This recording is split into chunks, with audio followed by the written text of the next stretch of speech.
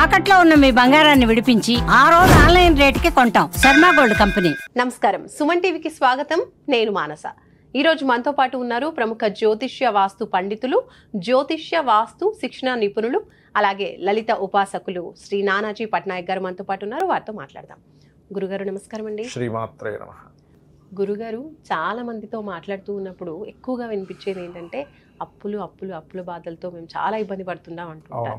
అప్పులు అంటే డైరెక్ట్ గా తీసుకున్న అప్పులు తీసుకోవచ్చు మనము, అలాగే ఇప్పుడు మనం క్రెడిట్ కార్డ్ అప్పులు కూడా కన్సిడర్ చేయొచ్చు. అయితే కొంతమందికి ఏమో అప్పులు పుట్టక ఇబ్బంది పడే వాళ్ళు ఉంటే, అప్పులు తీసుకొని ఎక్కువగా అంటే తీసుకున్న దాన్ని మళ్ళీ క్లియర్ చేయడం కోసం మళ్ళీ అప్పులు చేసి అలా అప్పుల ఊబిలో కూరుకుపోతున్న వాళ్ళు కూడా చాలా మంది మనం చూస్తూ ఉన్నాం.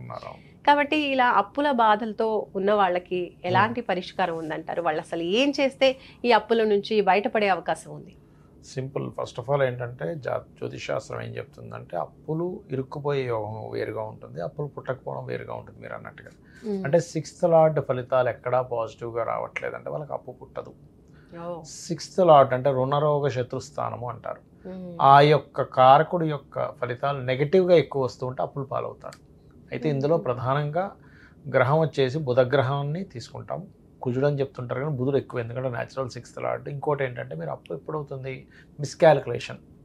అసలు ఎంత ఖర్చు పెడుతున్నాము, ఎంత మనకి ఆదాయం వస్తుందనే క్యాలిక్యులేషన్ సరిగ్గా చేసుకోకపోవడం వల్ల నేను ఎంత ఎప్పుడు తీర్చగలను ఏంటనే ఒక క్యాలిక్యులేషన్ సరిగ్గా లేకపోవడం వల్ల అప్పుడు ఫాలో అయిపోతారు మనిషి. లేదా ఒక్కొక్కసారి ఆకస్మికంగా ఏదో ఇబ్బంది వచ్చి పడుతుంది, అతను ఇన్సూరెన్స్ చేయించుకోలేదు, అప్పుడు ఏదో అనారోగ్యం వచ్చింది, హాస్పిటల్కి వెళ్ళాం, ఖర్చు పెట్టాం, అది అప్పు చేయాల్సి వచ్చింది, తప్పదు. అయితే ఇవన్నీ ఎందుకు వస్తాయి యాక్చువల్గా అంటే 6వ స్థానం కనుక బాగోకపోతాయి.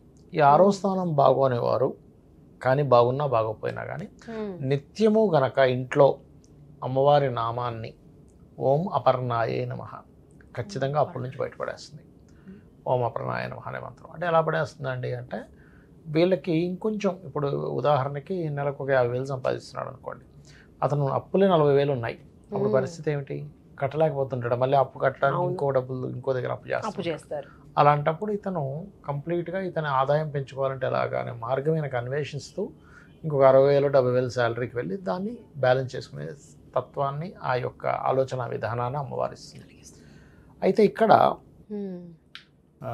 చాలామంది నాకు ఇలాగే అప్పులు ఉన్నాయండి, ఏం చేయాలో అర్థం కావట్లేదు, టెన్షన్ వస్తుందంటే నేను ఒక మార్గం చెప్తాను. అయితే దీనికంటే ముందు వాస్తు చెప్పి నేను దానికి ఒక మార్గం కూడా చెప్తాను. ఇంట్లో గనక ఇప్పుడు నైరుతి బెడ్రూమ్ ఉంటుంది, సౌత్ వెస్ట్ బెడ్రూమ్.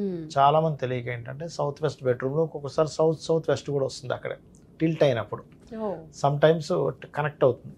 తెలియక అక్కడ బీరువా పెట్టడం సౌత్ వెస్ట్లో, అదేంటంటే ఖర్చుల స్థానం అంటారు సౌత్ వెస్ట్ని. బాత్రూమ్స్ లెట్రిన్స్ ఉండే స్థానం. అక్కడ ఎప్పుడైతే ఖర్చుల స్థానంలో మనం తీసుకెళ్ళి ధనాన్ని పెట్టామో, అది బంగారం కానివ్వండి, ల్యాండ్ పేపర్స్ కానివ్వండి, ఇంకోటి కానివ్వండి, అవన్నీ కూడా తీసేయాల్సిన పరిస్థితి వస్తూ ఉంటుంది. సౌత్ వెస్ట్ కాదు, దక్షిణ నైరుతి తెలుగులో అయితే, ఇంగ్లీష్లో అయితే సౌత్ వెస్ట్. సౌత్ వైపు ఉండే సౌత్ వెస్ట్. ఇక్కడ 3 ఉంటాయి, సౌత్ వెస్ట్ ఉంటుంది, సౌత్ వెస్ట్ ఉంటుంది, సౌత్ వెస్ట్ ఉంటుంది. ఓకే, అట్లా. అయితే ఇక్కడ అక్కడ అది పెట్టకుండా ఒకటి చూసుకోవాలి. డిప్రెషన్ జోన్ వెస్ట్ నార్త్ వెస్ట్లో కూడా ధనం పెట్టకుండా చూసుకోవాలి, ఎందుకంటే ఈ రెండు కూడా మీకు డిప్రెషన్ని ఖర్చులను చేసి చెప్పేటువంటివి. ఈ 2 జాగ్రత్తలు వాస్తుపరంగా తీసుకుంటూ, రెండవది మీకు ఏదైనా ఒక మంత్రం ఉంటే అందులో ఇందాక నేను చెప్పినట్టుగా ఓం అపర్ణాయ నమః మంత్రం. ఎందుకంటే మంత్రం ఈజ్ పంచమ స్థానము. పంచమం ఎప్పుడైతే పాజిటివ్గా యాక్టివ్ అయిందో మీకు ఆటోమేటిక్గా 6వ స్థానం అనేది తగ్గిపోతుంది, దాని పవర్ ఎనర్జీ అనేటువంటిది. అంటే మనం ఆలోచిస్తున్నాం అనుకోండి, ప్రాబ్లం క్లియర్ అవుతుంది ఆలోచన వల్ల, సొల్యూషన్ వస్తుంది అలా. అయితే ఇక్కడ నేను ఒకటే చెప్తాను, ఎవరికైనా అప్పులు ఉన్నాయంటే ఫస్ట్ ఒక పేపర్ తీసుకోండి, నీట్గా పేపర్ తీసుకొని దానికి ఒక మార్జిన్ కొట్టండి, ఇటు కొట్టి అసలు మీకు ఎంత ఆదాయం వస్తుంది, మీకు ఎంత అప్పు ఉంది, ప్రతి నెల తీర్చుకునేటప్పుడు ఎంతెంత మీరు తీర్చుకుంటే ఎంత కాలంలో తీరిపోతుంది అని ఒక దాంట్లో రాయండి. ఇంకోటి మార్జిన్ ఎందుకు కొట్టమన్నానంటే మనకి ఎప్పుడు ఒకలాగే ఉండదు ఆదాయం. ఒక్కోసారి జాబ్ పోవచ్చు ఒక 2-3 నెలలు, సమ్ టైమ్స్ ఆ వ్యక్తికి బిజినెస్ తగ్గొచ్చు లేదా పెరగొచ్చు, కూడా చెప్పలేము, పెరగొచ్చు తగ్గొచ్చు ఏదైనా కావచ్చు. అలాంటిది కూడా ఒక 6 months 1 year తీసేసుకోండి. దాన్ని కూడా ఒకవేళ నా అన్నీ బాగుంటే ఇన్ని రోజుల్లో తీర్చుకుంటాను, నాకు ఏదైనా మధ్యలో ఇబ్బంది వస్తే ఒక 6 months ఎంతో పెరగొచ్చు అని రాసుకోండి. రాసుకొని ఇన్ని నెలకింతలాగా నేను పే చేస్తాను. ఎప్పుడు కూడా మన సబ్కాన్షియస్ మైండ్కి కనుక మనం ఈ రకంగా నేను అప్పు తీర్చేస్తాను ఇంతకాలం పడుతుందని చెప్పేసాం అనుకోండి, ఒక పేపర్ మీద రాస్తేనే సబ్కాన్షియస్ మైండ్లోకి వెళ్తుంది. అందుకే మన పెద్దవాళ్ళు ఏం చెప్పేవారంటే చిన్నప్పుడు కూడా, అరే నువ్వు 10 సార్లు చదవడం కంటే ఒకసారి రాయిరా అనేవారు. ఎందుకు అంటే రాసింది సబ్కాన్షియస్ మైండ్కి వెళ్తుంది. సబ్కాన్షియస్ మైండ్ అన్ని పనులు చేస్తుందండి. ఇప్పుడు మనకు డ్రైవింగ్ ఉంది, సబ్కాన్షియస్ మైండ్ చేస్తుంది యాక్చువల్. అందుకే మనిషి అలాగే వెళ్ళిపోతూ ఉంటాడు డ్రైవ్ చేసుకుంటా, వేరే ఆలోచన రన్ అవుతున్నా కానీ. అందుకే మనం డ్రైవ్ చేస్తూ రాయలేం, డ్రైవ్ చేస్తూ మాట్లాడగలం కానీ రాత అనేది సబ్కాన్షియస్ మైండ్కి సంబంధించింది. మీరు ఎప్పుడైతే రాశారో నీట్గా, అది కూడా నీట్గా రాయాలి. ఆ నీట్గా రాస్తే నేను ఇన్ని డబ్బులు కడతాను కాబట్టి నాకు మిగిలిన డబ్బులతో నేను అలాగా నేను ప్లాన్ చేసుకోవాలని చేసుకుంటే అప్పుడు మీ సబ్కాన్షియస్ మైండ్ ఏం చేస్తుందంటే నీకు ఇది ఇంతట్లో తీరిపోతుంది కాబట్టి ఫస్ట్ మీరు ప్రశాంతంగా ఉంటారు. ఎప్పుడు కూడా మనం అప్పులు ఉన్నప్పుడు ఏమవుతుందంటేనండి, ఫస్ట్ టెన్షన్ పెరుగుతుంది. ఆ టెన్షన్లో రాంగ్ స్టెప్ వేస్తాడు. ఎలాగా సరే షేర్ మార్కెట్లో డబ్బులు వస్తాయేమో తీసుకెళ్ళి ఇంకొంచెం అప్పు చేసి తీసుకెళ్ళి షేర్ మార్కెట్లో పెట్టడం, ఇంకోటి ఏదో బెట్టింగ్స్ అని వెళ్ళడం, ఏవో రమ్మీలు అవి వస్తాయి, ఈజీ మనీకు వెంపర్లాడడం, అవి ఒక రోజు వచ్చినట్టే వచ్చి 4 రోజులు పోవడం, ఇంకొంచెం అప్పు అవ్వడం జరుగుతుంటుంది టెన్షన్లో తీసుకునే నిర్ణయాలు. అలా కాకుండా క్యాలిక్యులేటివ్గా తీసుకున్నాడు అనుకోండి, అప్పుడు ఆటోమేటిక్ సెట్ అవుతుంది. దాంతోపాటు ఓం అపర్ణాయ నమః ఒక 45 minutes, ఓం సంపత్కరీ సమారూఢ సింధుర వ్రత సేవితాయ నమః అనే మంత్రాన్ని 45 minutes చేస్తూ వీళ్ళ బుధుడు అంటే వీళ్ళ పర్సనల్ చార్ట్లో 6వ అధిపతి కానీ బుధుడు కానీ ఎలా ఉన్నాడో చూడాలి. బుధుడు బాగా పాడయ్యాడు వేరే గ్రహాలతో, అప్పుడు బుధుడికి పాడు చేసిన గ్రహాలకు సంబంధించిన దానాలు ఇచ్చుకుంటూ ఉండాలి, ఒక 7 times మినిమం. అలాగే 6th లార్డ్ పాడయ్యాడు ఉదాహరణకి, 6th లార్డ్ పాడైనందుకు రుణరోగ శత్రువులన్నీ కూడా అది ఇవి గనక చేసుకోగలిగితే, ఒక క్యాలిక్యులేటివ్గా వీళ్ళు కనుక వెళ్ళగలిగితే, సబ్కాన్షియస్ మైండ్లో మనకు ఒక టెన్షన్ అనేది తీసుకోగలిగితే, అందులో అనుకుంటే అప్పు తీరిపోతే టెన్షన్ అనుకుంటారు కాదు, అప్పు ఎలా తీరాలో ప్లానింగ్ చేసుకుంటే టెన్షన్ క్లియర్ అవుతుంది, తర్వాత అప్పు క్లియర్ అవుతుంది. ఫస్ట్ మీరు ప్లానింగ్ చేయట్లే, ప్లానింగ్ చేసుకుంటే క్లియర్ అవుద్ది. ప్లానింగ్ చేయక 3 సంవత్సరాల్లో తీరుస్తాడు, కానీ ఆ 3 సంవత్సరాలు టెన్షన్గా లైఫ్ గడుపుతాడు.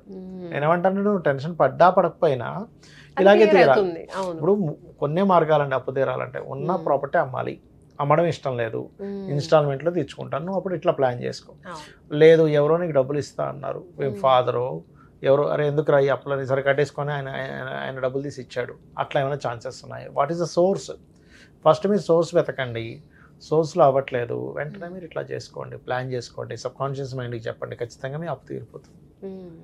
సూపర్ గురుగారు, చాలా మంచి పరిహారం తెలియజేశారు. నిజంగా చాలా మంది అప్పులో ఊబిలో కూరుకుపోయి ఇంకా బయటికి రాలేమో అనుకొని పిల్లల్ని భార్యని అందరినీ అంటే ఇష్టం లేకపోయినా చనిపోవడం, అందరినీ వదిలేయడం, దూరంగా వెళ్ళిపోవడం, వదిలేసి వెళ్ళిపోతారండి. వదిలేసి వెళ్ళిపోతారు. పాపం ఆ అమ్మాయి 2 పిల్లల్ని వేసుకుని ఆ అమ్మాయి జాబ్ చేసి కట్టి అసలు చాలా చాలా ఉంటాయి. కాబట్టి అలాంటి వాళ్ళందరికీ కూడా ఒక మంచి పరిష్కారం తెలియజేశారు.